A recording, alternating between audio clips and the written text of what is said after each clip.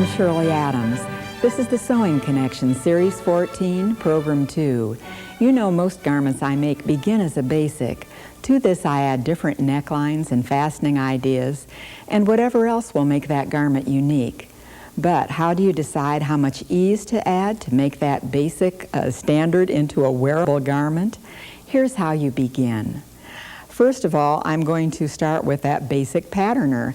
And the one I'm using comes in 3 different sizes, so you first need to decide what you are. This one you can see is a small, and I'm not quite that small. And this one is a large, and that's not my size. So I'm going to use the medium one. And the medium one is a big enough range that if you're just kind of a medium size, you know, when you go shopping for ready-to-wear, very often you find things in small, medium, and large, whatever you would usually get, but the measurements are on it so you can check and decide exactly what size you are. So we're going to open the box and see what's inside, and what's going to be extremely valuable is a book that tells you how to do everything. And what's in the back of that book is something that I really need, and what it is a measurement chart. And the first thing you want to do whenever you make a basic or whenever you make anything, if you haven't been sewing for a while, be sure you know what size you are, because you know how an inch might creep up on you that you hadn't anticipated or didn't realize. So let's take measurements. Now I know what you're doing as I pick up this tape measure. Immediately some of you are going, and so you have a bigger bust and a smaller waist, and you don't want to do that. Anytime you take measurements, you instead want to be very honest about it, because what you end up with, what the result will be of this whole thing, is going to depend on accurate measurements, so you better be honest about it. And it tells very specifically on this chart where you're going to take the measurements. It's going to, of course, be the usual, but then some others too, even down to your wrist measurement and some other things like that, which possibly would make a difference if you're making tight sleeves, tight at the wrist. Other than that, it won't matter. But what we're going to really need for what I'm going to do today, and this is going to be working with the upper part of your body, I'm going to need, of course, the bust and waist, and take all these measurements in whatever garments, not with clothing on, but in your undergarments actually, and take those just standing normally. You know, get comfortable and take those measurements so that you stand normally.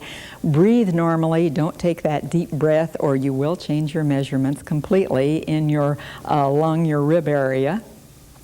So be very natural and normal about this, and it might be easier if you take those measurements with someone's help. Maybe you can do it yourself, maybe you need a help for some of them.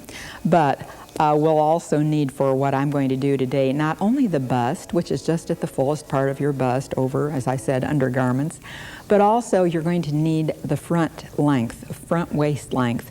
And where that is right here in the center. There's a little hollow place where your bones start. You measure right from there down to your waist as you're standing normally. And whatever that is, it's going to be something you need to do, you need to have. Now even though there's a chart here, I'm not even going to write my measurements down there because it's a nice standard chart I'll use from time to time. But in case my measurements change, I would feel more comfortable just writing them on a scrap of paper that I keep with it. And they don't have to be in any wonderful form. Nobody is going to see them but you. So I just have these quickly jotted, the same ones they have. I'll cover them up.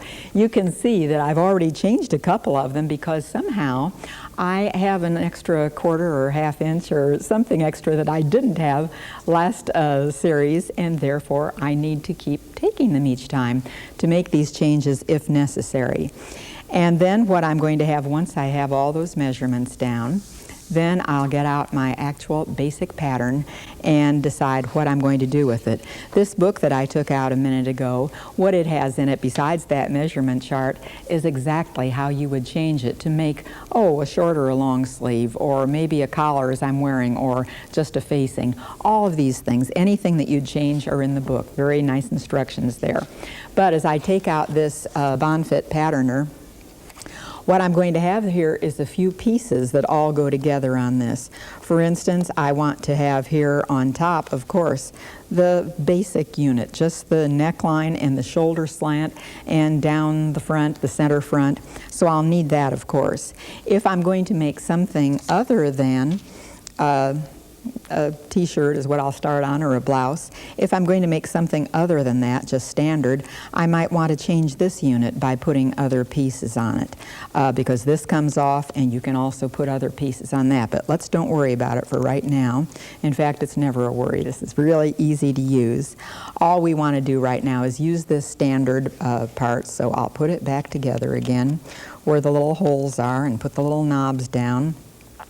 And what I need to decide, first of all, from my measurement chart is exactly how big is my bust. And so I'm going to make that adjustment first with little knobs 1 and 2 here. So this slides back and forth. You can bring it out wider or in narrower, and you just slide it however big you are. And so I'll slide it to my measurement. And also, depending on where you're watching this from, if you use centimeters, they're up here. If you use inches, they're right here. So you can get either dimension, either type of measurement, whatever is the type you do. And I'm going to tighten those 2 knobs then, because I have my bust measurement all set. Then I want to next decide how long my waist is. And so I took those measurements. I know how long that is. I can move the lower part up and down so that whatever waist length I am, because some of you are very petite, others of you are quite tall, and you need to adjust that accordingly so that you do have a tall or a short pattern or whatever it is you are. So I'm moving this down so the top edge of this, where the black line is simple, because you just look at the black lines and they very easily tell you where you want to be. So I'll tighten these 2, and then I'm ready to actually cut out some fabric. So if I would be cutting out this denim just right off the bat, the way I would do this is just get some sort of a marker on this dark denim. I think I'll use some white powder chalk, and I would just trace up the front of it. And also, before you start, you might want to actually measure that to see how long this is provided for you. So do some of these measurements, get comfortable with it, see what's going to happen every place before you start. If you have any qualms whatsoever, then do it on paper first, or do it on some fabric that doesn't matter to you. Like that old fabric that's been in your stash for 10 years, this is a good place to try out something. Now also with this, we want it to be grain perfect, so you would probably want to measure from the edge of it, from the grain arrow out to either the fold or out to the selvage, wherever. Just make sure that you have it straight so it's on your fabric the right way. And then when it is, we're all ready to cut it out. Now this one maybe is not going to have an opening in the front as the blouse I'm wearing. Therefore, I'll just move it over to the fold and make this so that it's going to be cut on the fold, so it won't have a front opening. If I would do that, then I wouldn't even need to draw any lines there. I would just have to draw around the neckline. And this is the front neckline here. Just have to draw around that. Draw down the shoulder and around the arm's eye. And then I need to make sure that I have the bust down here done just right, because remember, I moved this up or down to make the length right, but now I want to make sure that that width's right. So I might loosen those knobs and move it out to wherever it needs to be. Here again is the heavy black line, so this is where I want to put right here on whatever measurement my bust is. So I'll move it to that place, tighten those knobs again, and then I'm ready to go. Now you also need to think, am I hippie? Do I have a little bit more in the hip area than what they provide here? So it would be safe probably to measure this in the hips and see exactly what it's going to give you. And if 1/4 of your body is bigger than this, as you measure the same amount down here, you can see is the waistline. So from that I would go down to where the bottom of this t-shirt is going to be. With denim, if you're going to make a t-shirt, it better have an opening somewhere at the back neck perhaps. But anyway, I'd measure from the waist down to the bottom of it. and or actually here's the front line, so I'd measure from the waist on down, which is 8 inches, and measure myself also from my waist 8 inches down and see how big I am there. And then after I have that done, I would be able to, if I have larger hip size, just move it out, however much larger it is. If I need to have in here 1 inch more than what they give me, then I'd move it out to the 1 inch line, or here's out to the 2 inch line, or out to the 3 inch line, and so on. So it's very easy to adjust this as large or small as you need it to make it work out just right for you. And once that's just right, then you go ahead and trace down the side.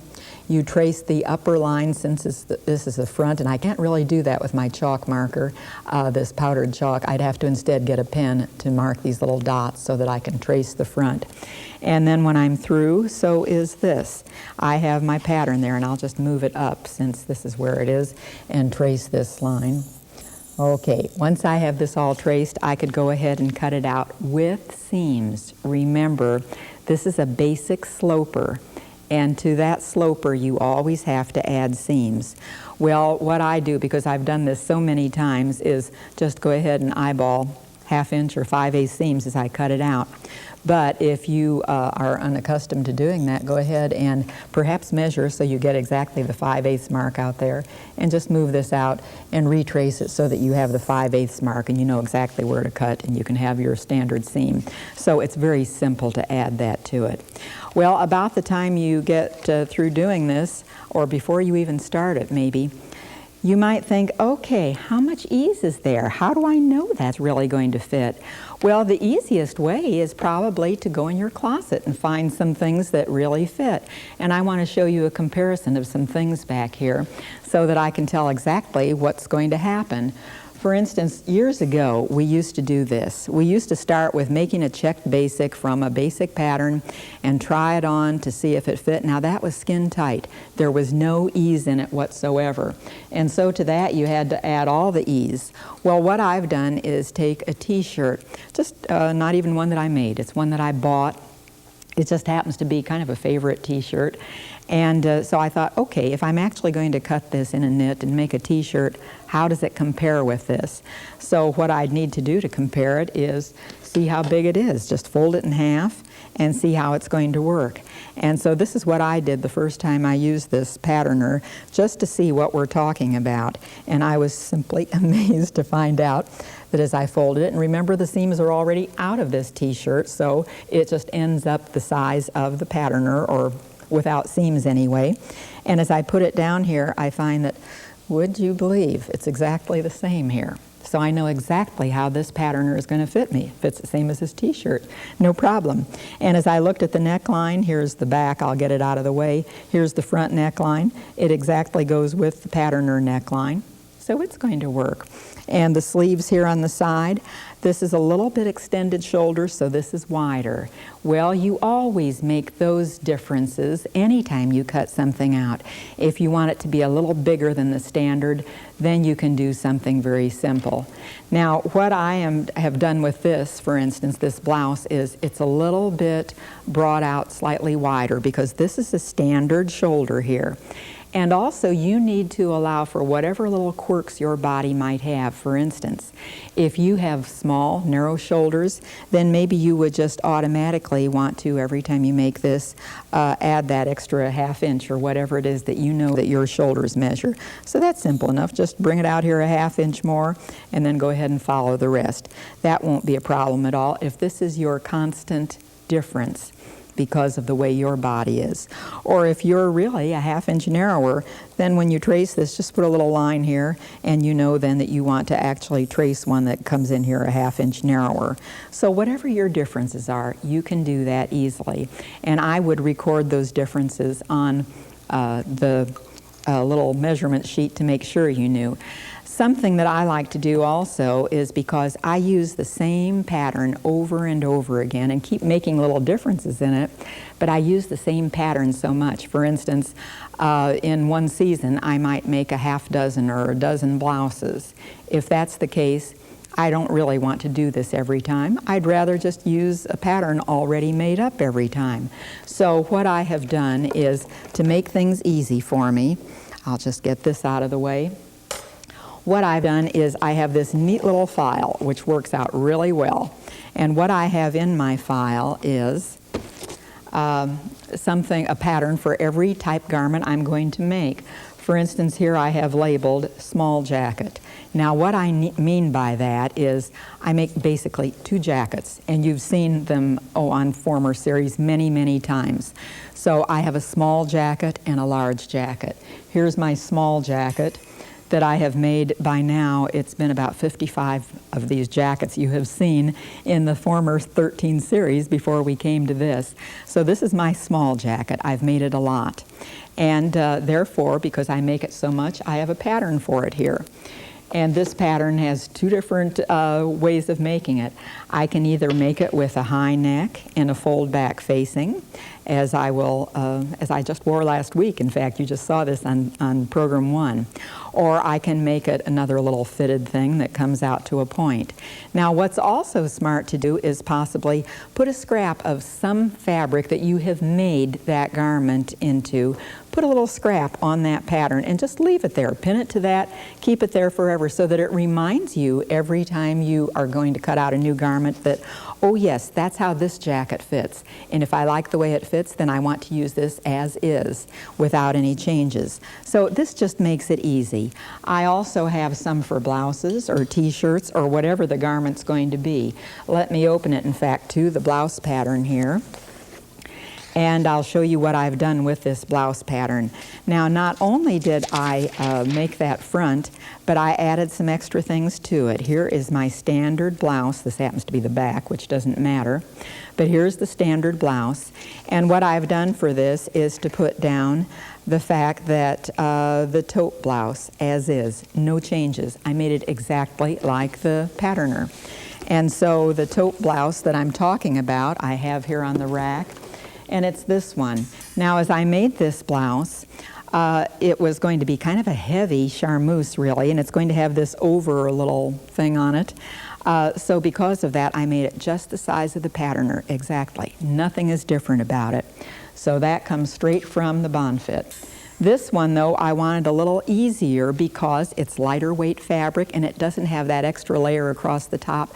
So I just wanted a bigger fit. So what I did to this aqua here is add 1 inch. Therefore, when I was cutting this out, instead of putting it on my measurement, I made it about 1 inch bigger. You can add this ease. Ease is always what your first question is going to be. How much ease is there? And so you can very easily add that. Another one, I wanted this tunic kind of big because I wear this over pants and I sometimes wear it open as a jacket. So I wanted this bigger. I see that my purple tunic, a microfiber tunic, is actually 2 inches bigger than the Bonfit. So that's simple enough, and it's easy for you to just go through your closet to compare with different things that you've already made or even with things that you've bought to see what the measurement is, and then you know exactly what differences to make. So it makes it really simple. In fact, depending on what sort of a blouse I'm making, I've made another little chart here that I just keep in this. What this is, by the way, this little book, is simply go down to the drugstore or an art supply or an office supply and get a bunch of poster board, and all these pieces are taped together so it's like pages of a book. If I put more basic patterns in, I just tape another page on, and then I can keep them all very nicely in order here. They all stay very flat. They don't get folded up. They go in their slot because I have it marked on the little tab on the edge. And when I get finished using this for the day, I just slide it under the couch back there so it stays flat and it's out of the way, and it makes it very simple. But this is a kind of chart I've made for myself, and this didn't take long. I did this in a very short period of time, an hour or so, did all this type thing. And what I have done on this is the red lines. This is the basic patterner, so I know exactly how that is. But as I compared it with other things in my closet that possibly I bought, or I actually do buy things now and then, once in a while, or maybe it's something I've made previously. But as I did all the measuring, when the shoulders get a little bit broader, then the sleeve usually gets a little bit flatter. Think about that. Sewing is all common sense. And if this seam is going to come down your arm a little bit rather than being right at your standard shoulder point, you don't want it to come down here and then have a sleeve kind of puff out. You want that sleeve to be perfectly flat. Therefore, if I bring this down, say, 1.5 inches, instead of cutting the high standard sleeve here, I'm going to come down 1.5 inches, and I'll come out at the sides bigger, because look at this shirt I'm wearing. Notice how this is an easy fit. There's a lot of ease here. Actually, there isn't all that much. What I did add, I have on the chart, the flowered blouse. I have some, yes, the pencil line is the flowered blouse. So you can see I brought it out here about 1.5 inches bigger. I brought this down about 1.5 inches lower under the arm, and I brought the sleeves out about 1.5 inches wider. So it's that same 1.5 inches, or that same 2 inches, or whatever you standardly are making it that much more droop, then add that much to it. And so it's very simple. Once you do this a few times, it becomes so easy that, of course, this is a lot easier than trying to find a pattern that does what you want it to do. So this is just a simple way of doing it. What I also have besides these blouse patterns, and let me get something else out of the box. If I'm actually going to make this into a blouse, not only will I use this as is, cut on the fold as I did it before, but what I'd also do is get a blouse stand. And with that blouse stand, it's just a long strip, and maybe I already have that out on the table. And what that strip does, here it is, what that strip does is add the button stand, add the extension. So I would put this on, and there's the extension for buttons and buttonholes. If I wanted to add a cut-on facing, as I have on the blouse that I'm wearing right now, I would probably just fold my fabric under right here at this line. And as I cut out, I'd be cutting through the facing underneath at the same time I cut out the outer blouse. So it's very simple to add those various things. And the fact that I'm going to do this a lot of time, I already made it up in this grid pattern tracer, then I can just get that out the next dozen or two times that I make this, and it won't be a problem. Now, as I made this big jacket and this little jacket and the big jacket, I've only made this about 20 times. It'll catch up eventually. But it's just a very plain, very easy jacket. Now, what I did when I made this jacket, remember, you're going to wear a jacket over other clothes. Maybe I'll put a blouse under a jacket or a sweater. And because of this, I want it to be a little bit bigger. So what I did is tell the patterner that I'm not the size I actually am. What I actually did when I cut out these suit jackets is to make myself a bigger size. I simply opened the knobs, and I decided instead of what I am, I'm going to make it 1.5 sizes bigger, is what worked out real well. So I would just put this black line again on 1.5 sizes bigger, and I would move this black line out so that it's about 1.5 sizes bigger. Tighten those, and this measures exactly the same as the jacket. So very simple to do this. Now this jacket also has the shoulder point right up here at the standard shoulder point. So the sleeve is made as is with nothing taken off or nothing added, because that's a standard one. I didn't change the styling on it. So is that also very easy to do? If you want to make a shell, here I have a shell, and this is just to wear under a suit jacket, but notice that this one has a dart here at the side. Well, we can do that easily because, of course, this patterner has other parts. And what I would want is the part that has a side dart. So here I am. I would put this one on instead of the one that's already there, and I'd have that side dart there.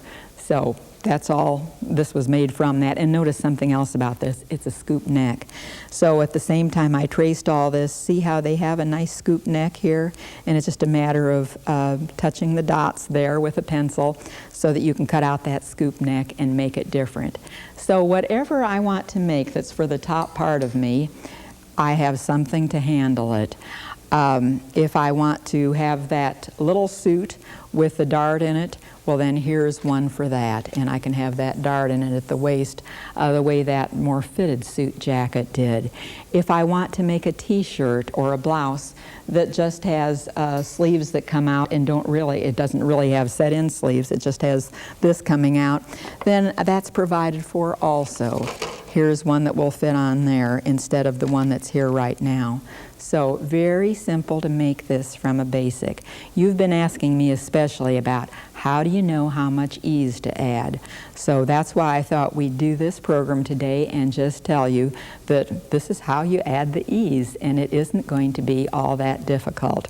Well, you thought that it might actually be difficult, and here you're seeing it is easy. Okay, well this was for the front of it. If you want it to be for the back, then we have little insets. Here's the back inset to cut that higher neck, and we would just trace this around.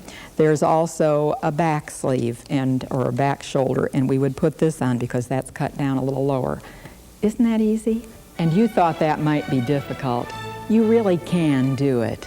In fact, you can do many things easier if you just have the right tools.